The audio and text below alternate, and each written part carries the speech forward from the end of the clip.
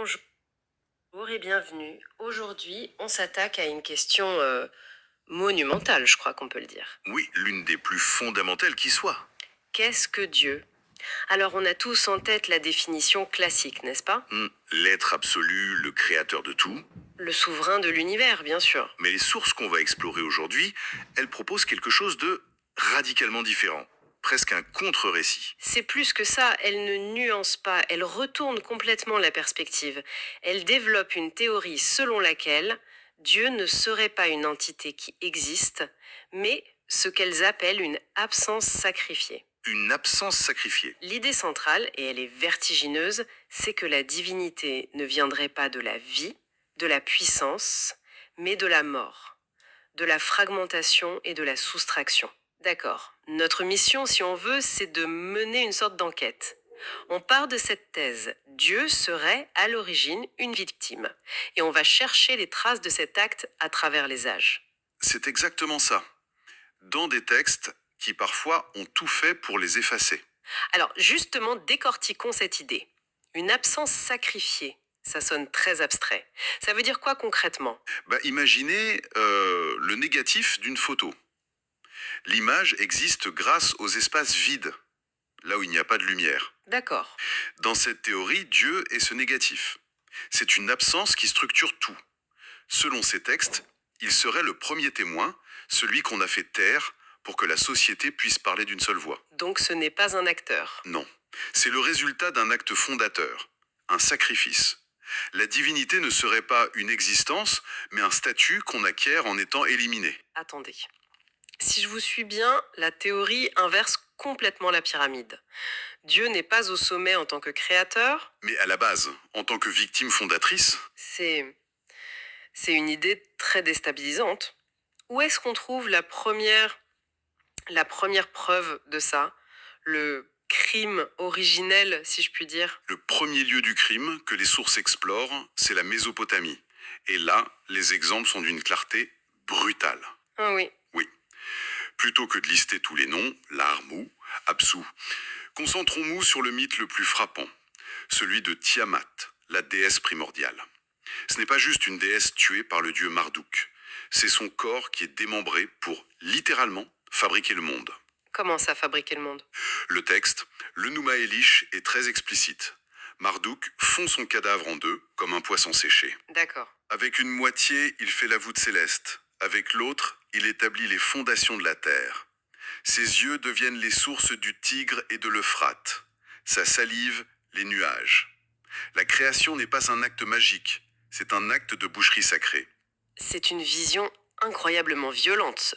Le monde est donc construit sur un cadavre divin. Exactement. Donc la divinité de Tiamat ne vient pas de sa puissance, de son vivant. Mais de la permanence de son corps mort, qui est devenu notre réalité. Elle est divine parce qu'elle a été anéantie, et que son souvenir est gravé dans la structure même du cosmos.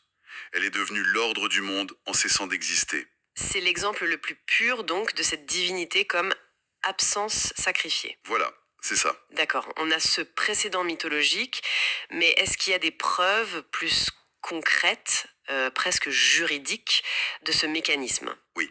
Et pour ça, les sources nous emmènent chez les Hittites, en Anatolie. Là, c'est moins poétique, mais c'est encore plus clair. C'est-à-dire, Dans les textes hittites, on ne devient pas Dieu de son vivant, le roi lui-même, la figure la plus puissante, n'accède à la divinité qu'après sa mort. ils avaient une formule pour ça? Une procédure? Absolument. Les tablettes cunéiformes utilisent une expression très précise. Devenir Dingir Lim. Dingir, c'est le signe pour Dieu. Dingirlim. Et le point crucial, c'est que cette formule n'est utilisée que dans les rituels funéraires royaux, jamais pour un roi vivant.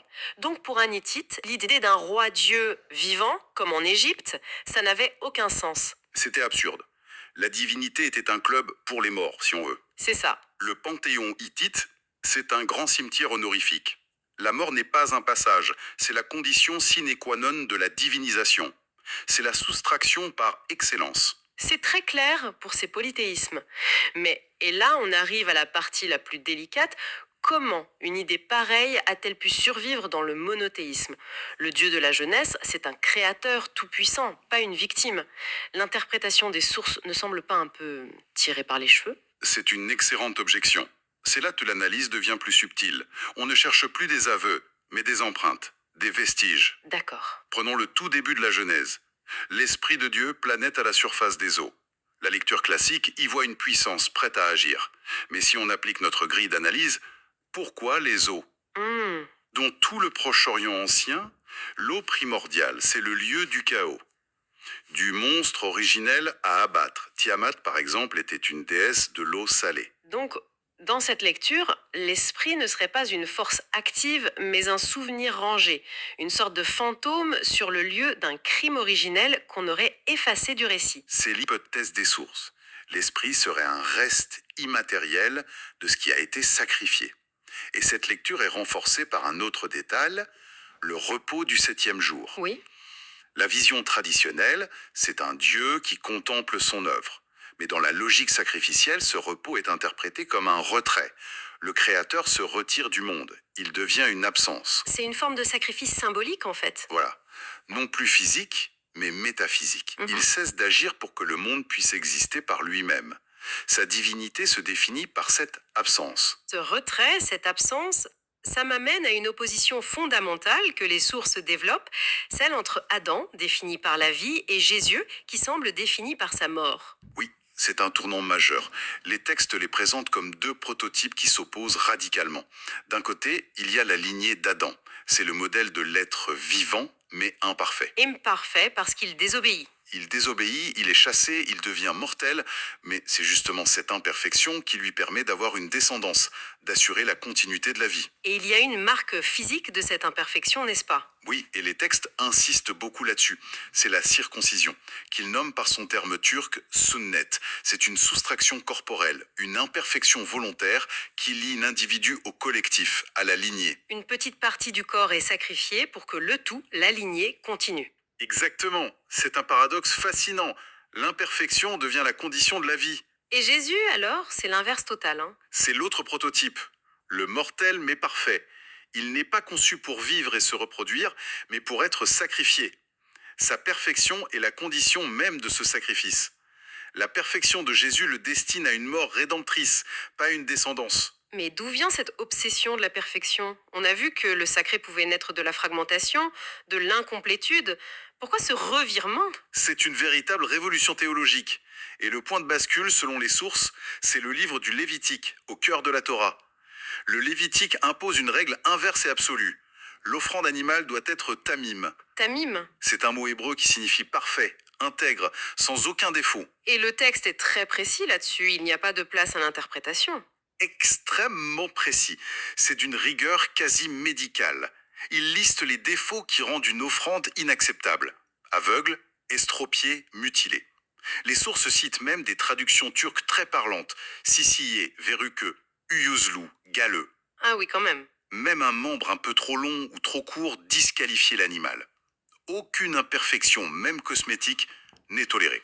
Et cette règle s'applique aussi aux prêtres. C'est peut-être le plus frappant.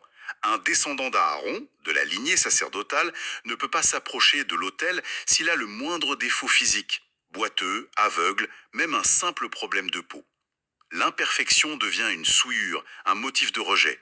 Le sacré exige la perfection. Et c'est cette grille de lecture du Lévitique, cette exigence de perfection, qui est appliquée à la figure de Jésus. Précisément, les auteurs du Nouveau Testament reprennent mot pour mot cette exigence. Ils décrivent le Christ avec les termes grecs équivalents à tamim, amomos et aspilos, sans défaut, sans tache. L'agneau immaculé. Voilà. Le détail le plus parlant, c'est lors de la crucifixion, quand il est dit qu'aucun de ses os ne sera brisé. C'est une référence directe aux règles du sacrifice de l'agneau pascal dans le Lévitique. Sa perfection n'est pas ce qui doit lui permettre de vivre, mais ce qui le qualifie pour être le sacrifice ultime. Adam vit parce qu'il est imparfait. Et Jésus meurt parce qu'il est parfait. Pour résumer, on est parti de qu'est-ce que Dieu? Et cette enquête nous a menés sur une piste totalement inattendue, des dieux démembrés dont le corps devient le monde, jusqu'à cette figure du sacrifice parfait. La conclusion de cette théorie, c'est que Dieu serait moins une conscience extérieure qu'un concept qui cimente le pacte social. La religion, ce serait le langage qui formalise les règles de ce pacte. Dieu est le témoin silencieux, cette absence qui garantit la cohésion du groupe.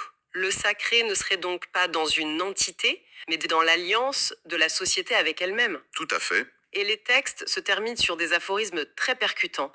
J'en ai retenu un qui résume tout ça de manière saisissante. La perfection ne fait pas vivre, la perfection sauve le système. Oui. Et ça soulève une question finale qui est importante. Si on suit cette théorie, croire en Dieu ou le rejeter, ça reviendrait finalement à interagir avec le reflet de cet acte social fondateur. Le débat se déplace complètement. Oui. La question ne serait plus Dieu existe-t-il, mais plutôt quelle est la nature du pacte social que ce Dieu représente et continue de sceller, et est-ce qu'on y consent toujours?